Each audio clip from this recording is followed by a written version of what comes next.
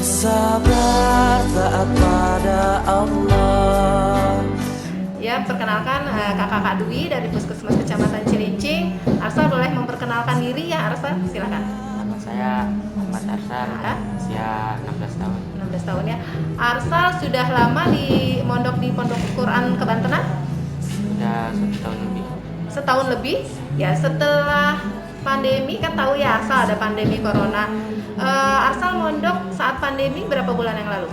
Sebelum pandemi Enggak, saat pandemi diliburkan dulu atau tidak? diliburkan. Diliburkan. Kemudian masuk kembali ke sini berapa bulan sebelum ini? Belum cukup 1 bulan. Oh, belum 1 bulan sudah masuk ke sini ya. Baik. Kemudian kakak mau tanya, sekarang kan cukup banyak kasus corona yang Arsal tahu. Kemudian Arsal boleh menerangkan ke kakak tentang corona atau COVID-19 yang Arsal ketahui? COVID-19 itu penyakit apa? Menularnya lewat apa? Terus menyerangnya ke sistem tubuh yang mana? Arsal tahu nggak? Kalau setahu saya sih Ya, tentang corona ya. Mungkin dikenalnya lebih corona ketimbang COVID-19. corona itu menyebarnya dengan cara biasa kita kalau kumpul Oh, kalau ngumpul-ngumpul Ya. bisa menular lewat itu, terus? bisa dari bersin, Oh, dari batuk. bersin. Berarti lewat apa tadi? Percikan ya? Iya, percikan. Lewat percikan. Namanya apa percikannya? drop Droplet. Ya, droplet. Jadi memang untuk menjaga supaya kita tidak terkena, berarti kita harus melakukan apa? jaga jarak, Menjaga pakai jarak. masker, cuci tangan, Mencuci tangan, kemudian pakai masker. memakai masker. Apa yang Arsal ketahui tentang tanda dan gejala dari corona sendiri? Orang yang kena corona, Badan berasa panas, badan terasa flu, panas, flu, batuk-batuk, batuk-batuk, kemudian itu jaminan kesehatan tuh murah. kesehatannya berkurang. Bisa nggak orang tanpa gejala, nggak ada apa-apa, nggak ada batuk, nggak ada panas, oh ternyata dia kena corona, ada nggak yang kayak gitu? Banyak. Oh, banyak. Berarti orang kena corona tidak hanya bergejala, tetapi yang tidak ada gejala pun belum tentu dia tidak corona, bisa jadi dia kena corona ya. Artinya memang pemakaian masker, menjaga jarak dan cuci tangan sesering mungkin memang harus dilakukan oleh siapa, Arsal? Semua ya, semua. Kalau di santri ini semua warga santri, musyrif, ustadz, yang masak, yang bersih-bersih, apalagi santri harus melakukan 3M tersebut. Nah, kita ngebahas 3M nih. Apa yang Arsal tahu tentang 3M tadi? Ya, mencuci tangan, memakai masker, menjaga jarak. Baik, hebat. Kemudian Arsal tahu tentang info corona dari mana sumber informasinya? Nonton TV, dari ustadz, dari petugas kesehatan, atau dari siapa? Ya, biasanya dari media sosial. Oh, dari media sosial. Boleh bawa HP? Lagi disimpan. Oh, ada waktu untuk buka HP ada ya? Boleh. Liburan. Oh, pas liburan. Selain dari media sosial, Ya, dari cerita orang-orang. dari cerita orang-orang ya. Nah, karena kasus corona banyak, Arsal juga tahu dari media sosial. Ada yang namanya protokol kesehatan yang tadi, yang 3M itu yang mesti dilakukan. Ada nggak pembagian peran dalam melakukan protokol kesehatan di pondok pesantren ini? Misalnya ada yang mengawasi nih santri-santri yang pakai masker. Kalau yang nggak pakai masker berarti ditegur. Ada nggak pembagian peran seperti itu Arsal di pondok pesantren ini? Kalau di pondok pesantren kan di sini enggak sih, cuma kan biasanya nggak keluar gitu. Karena nggak Ya, keluar. ya. Jadi karena nggak keluar merasa aman gitu ya. Kecuali kalau mau keluar harus pakai Macam- masker. Oh gitu. Jadi sekarang kita sudah berubah nih kebiasaannya Arsal. Karena pondok pesantren ini bukan pondok pesantren yang benar-benar murni di dalam seperti yang kakak jelaskan tadi.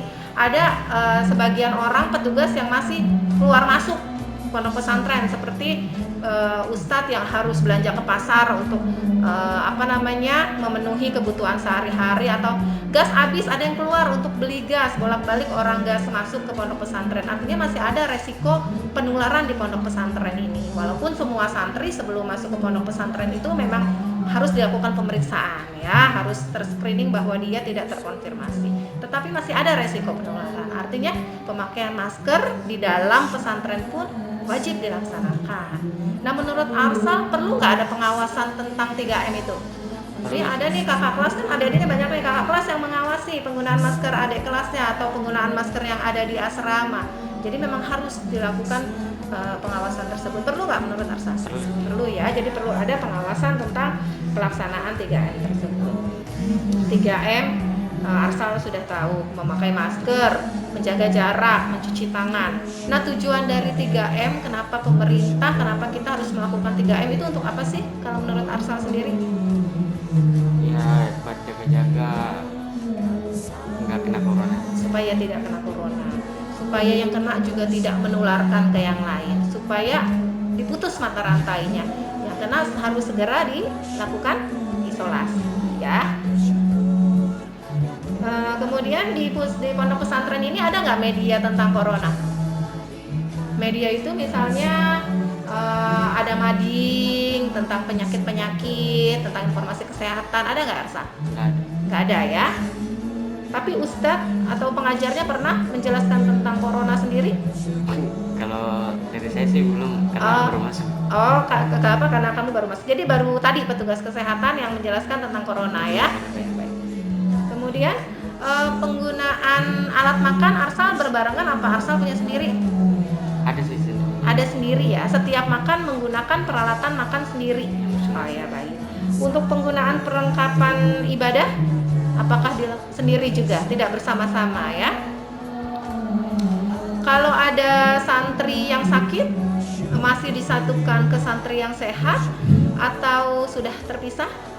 Tergantung dia biasanya tuh pulang. Oh, kalau ada yang sakit ditelepon keluarganya, kemudian pulang. Setelah sehat baru boleh balik lagi. Saat keluarganya jauh, misalnya ada yang di Makassar seperti Arsal dari Sulawesi, itu bagaimana cara pondok pesantren ustadz atau ustazahnya memperlakukan yang sakit itu, dipisah atau masih tetap disatukan oleh yang sehat? Dipisah dari makannya, dari tidurnya. Oh, tidurnya juga. Ada tempat khusus? Biasanya di kamar. Oh, biasanya di kamar ya, di kamar sendiri ya. Ya, baik. Pertanyaannya tentang COVID itu aja. Kemudian kakak mau tahu komitmen Arsal terhadap dukungan santri ceritanya. Santri harus berubah untuk mengusir wabah, itu tagarnya sekarang ya. Komitmen Arsal untuk mendukung pemutusan mata rantai COVID-19, apa yang akan Arsal lakukan dan teman-teman? Ya, jangan sering ngumpul aja gitu. Jangan sering ngumpul, terus? Jangan keluar yang tempat ramai. Kayak gitu. Kemudian? Menjaga kebersihan aja. Menjaga kebersihan. Ya, baik. Itu aja. Ada lagi nggak yang mau disampaikan sama Arsal? Ada itu aja. Ya, terima kasih Arsal. Assalamualaikum Ustadz. Waalaikumsalam warahmatullahi wabarakatuh. Saya dengan Ibu Dwi Ustadz dari Puskesmas Kecamatan Cilincing ingin melakukan dialog interaktif terkait COVID-19 terhadap Pondok Pesantren Quran Kebantenan. Mungkin dimulai dengan perkenalan Ustadz ya. Ustadz silakan. Bismillahirrahmanirrahim. Assalamualaikum warahmatullahi wabarakatuh. Alhamdulillah wassalatu wassalamu ala Rasulillah. Allahumma shalli ala Muhammad wa ala ali Muhammad. Bismillah, perkenalkan nama saya Taufik, asal dari Bekasi dan pengajar di Pondok Quran Kebantenan. Ya, baik. Sebelumnya saya ingin bertanya tentang aktivitas Pondok Quran Kebantenan, Ustaz. Saat pandemi, anak-anak diliburkan atau tetap masih di dalam pondok, Ustaz? Di masa pandemi ini, Bu ya? Ya, masa pandemi. Di masa pandemi ini, anak-anak tetap aktivitas berjalan, tapi mengikuti protokol kesehatan. Protokol kesehatan. Jaga jarak, cuci tangan setelah makan, apapun dia lagi dari mana, terus dari pasar cuci tangan tetap pakai masker juga. Tapi aktivitas lainnya tetap yang ngaji, menuntut ilmu, belajar tetap berjalan. Tetap berjalan ya. Kemudian anak-anak sempat diliburkan saat pandemi atau tetap berada di sini? Pas lagi pandemi itu anak-anak diliburkan 2 bulan. Dirumahkan 2 bulan. Kemudian masuk pondok lagi? Masuk pondok lagi itu Ya, 1 baik. bulannya baru berjalan. Ya, Ustadz maaf terkait kasus COVID yang terus meningkat, pasti harus ada informasi yang diberikan oleh para santri, entah itu dari kesehatan atau dari pengajar sendiri. Apakah ada materi-materi yang sudah diberikan terkait COVID, pencegahannya, atau apa sih penyakit COVID kepada santri-santri yang ada di Pondok Quran, Ustadz? Baik, sebelumnya masa pandemi ini tetap saya kasih tahu ke anak-anak agar selalu waspada, tetap ikhtiar kita dan berdoa kepada Allah, karena virus ini kan kita nggak kelihatan, tapi tetap kita mengikuti apa yang sudah diperintahkan oleh pemerintah, memakai masker, mencuci tangan, ya, dan lainnya itu tetap harus dijaga di pesantren. Kemudian saya ingin menggali sedikit tentang pengetahuan Ustadz tentang Corona atau COVID-19 ini ya Ustadz. Apa yang Ustadz ketahui tentang COVID-19 sendiri, dari pengertiannya, tanda dan gejala, pencegahan, dan perkembangan penyakit saat ini. Pondok pesantren itu selalu update gitu melihat berita-berita. Apakah Ustadz bisa jelaskan? Corona ini kan makhluk Allah, Bu, ya. Makhluk Allah, ya tetap kita minta kepada Allah agar ya musibah ini, wabah ini kita cepat diangkat, dibersihkan oleh Allah. Tapi di sisi lain, karena kita terus umat Islam terus berdoa, ya tetap harus ada ikhtiar juga. Bukan berarti kita cuma berdoa udah nggak usah takut sama corona. Insya Allah dengan kita ikhtiar, kita pakai masker, cuci tangan, insya Allah corona jauh. Insya Allah. Itu ada lagi Ustadz? Sumber informasi yang Ustadz ketahui tentang corona selain dari media sosial misalnya ya, seperti itu si Arsal tadi, dari mana lagi Ustadz? Yang pertama saya kadang-kadang dari lingkungan saya dulu, Bu. Kadang-kadang ada info nih ada yang terkena corona, sebabnya karena di pasar kah, berdekatan, itu juga harus jaga jarak juga. Itu yang saya ketahui. Gitu. Kemudian dari 3M sendiri kan salah satu pencegahan dari penularan virus corona itu adalah 3M yang sudah kita ketahui. Apa yang Ustadz ketahui atau Ustadz bisa mereview lagi tentang 3M, Ustadz? 3M ini tetap ya, kita ada mencuci tangan ya setelah makan dari manapun, jaga jarak juga antara teman ya, antara guru gitu sama murid, harus jaga jarak dan harus memakai masker kemanapun kita berada. Jadi 3 ya Ustadz ya. M yang pertama adalah memakai masker, M yang kedua adalah menjaga jarak, M yang ketiga adalah mencuci tangan. Mungkin dulu kita mengetahuinya cuci tangan setelah makan. Nah, sekarang cuci tangan sebelum atau sesudah melakukan aktivitas sesering mungkin.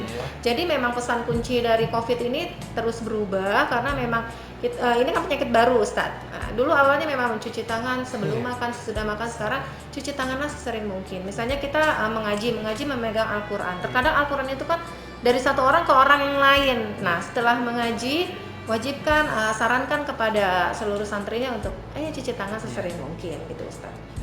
Kemudian ada tidak Ustadz media terkait COVID-19 yang ada di pesantren ini, seperti misalnya poster atau stiker atau lain-lain? Kalau media atau mading itu tidak. Mungkin saya kan megang media sosial karena nanti tidak boleh megang.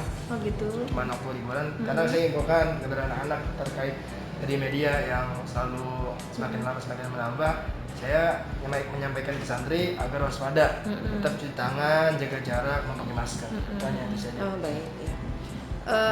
Mungkin begini Ustadz, dari kami ke tenaga kesehatan nanti akan kami berikan konten-konten tentang entah itu video, audio atau semacam broadcast tentang COVID-19. Saya izin Ustadz untuk disampaikan kepada santri-santrinya atau saat pertemuan misalnya Zoom meeting dengan orang tua atau sebagainya, supaya referensi teman-teman santri, adik-adik santri itu bertambah ya Ustadz ya, berkenan ya? Insyaallah. Iya, baik. Terima kasih. Kemudian untuk penggunaan peralatan makan sendiri Ustadz, untuk seluruh pengurus dan santri, dan penggunaan perlengkapan ibadah itu sudah pribadi atau masih bersama-sama? Alhamdulillah sudah pribadi. Sudah. Berarti makan dia punya piring sendiri, sendok ya. Bertanggung jawab membersihkan sendiri, kemudian dipakai lagi. Begitu juga dengan perlengkapan ibadah sendiri ya Ustadz ya. Ya, baik. Paling tidak yang harus sendiri itu adalah sejadah. Iya. Diminimalisir, sebaiknya tidak ada karpet di dalam tempat ibadah atau di saat kita sholat berjamaah. Pakai perlengkapan sholat, perlengkapan ibadah sendiri-sendiri, terutama sejadah. Kemudian untuk santri yang sakit bagaimana perlakuannya Ustaz? Santri yang sakit, kami selaku pengurus pesantren, guru, ya pertama sakitnya kita lihat itu sakitnya apa nih. Kalau sakitnya pilek nanti kita cari obat dulu. Kalau sehari-hari belum ada kesembuhan, kita telepon orang tuanya dipulangkan ke rumah. Baik. Mungkin masukan dari kami, sekarang kan COVID, entah penyakit apapun termasuk COVID, ya COVID ini tidak ada gejalanya. Banyak yang tidak bergejala tetapi saat diperiksa dia terkonfirmasi positif. Jadi misalnya ada santri-santri atau pengurus yang sudah punya gejala, misalnya demam atau batuk, mungkin sesegera mungkin dipisahkan tempat tidurnya gitu ya Ustadz ya. Jadi dia punya ruangan, kita siapkan satu ruangan kecil saja tidak apa-apa dengan ventilasi, satu ruangan untuk anak-anak yang sakit, santri sakit atau pengurus yang sakit, biar iya biar bisa segera dipisah dengan teman-teman atau adik-adik yang sehat. Mungkin pertanyaan saya terkait COVID itu aja. Terakhir adalah komitmen dari pondok pesantren sendiri tentang dukungan terhadap pemutusan mata rantai penularan COVID-19. Apa komitmen dari pondok pesantren Quran Kebantenan yang bisa Ustadz wakilkan? Kami selaku pesantren ya tetap kita jaga jarak ya. Kita harus mengikuti apapun yang telah pemerintah aturkan kepada kita semuanya ya, jadi jaga jarak. Kita aktivitas kita harus pakai masker, harus cuci tangan ya. Di sisi lain insya Allah ketika kita mengikuti, insya Allah kita jauh dari virusnya. Ya, ini mudah-mudahan. Harapan saya, harapan kami dari tenaga kesehatan, semua lini termasuk pondok pesantren sama-sama pemerintah mengikuti protokol kesehatan supaya pondok pesantren sehat. Tadi Arsal ada masukan juga, saran dari puskesmas, saran dari tenaga kesehatan bahwa mungkin harus ada pengawas dari 3M Ustadz di dalam pondok pesantren ini yang mengawasi pemakaian masker, ditegur saja, mungkin dikasih punishment kalau misalnya nggak pakai masker saat berkumpul disuruh bersih-bersih atau gimana gitu Ustadz. Sama seperti kalau ada kesalahan kan biasanya di pondok pesantren ada punishment, ada hukuman ya, hukuman ringan. Mungkin dibikin aturan seperti itu supaya anak-anak awas, karena memang anak-anak harus terus-menerus diingatkan, ayo pakai masker, ayo pakai masker. Kalau tidak terbiasa memang agak susah. Ya, sumpek ada aja alasannya kan, sumpek lah apa. Mungkin harus ada tim pengawas dari Ustadz sendiri atau dari perwakilan kakak kelas yang levelnya sudah tinggi untuk pelaksanaan protokol kesehatan 3M tersebut Ustadz. Mungkin masukan kami itu aja. Ya, ada lagi yang mau disampaikan Ustadz? Ya mungkin itu saja. Gitu, ya. Mungkin itu aja, terima kasih atas waktunya Ustadz. Harapan saya kita sama-sama dapat punyalah kontribusi untuk memutuskan mata rantai penularan dari COVID-19.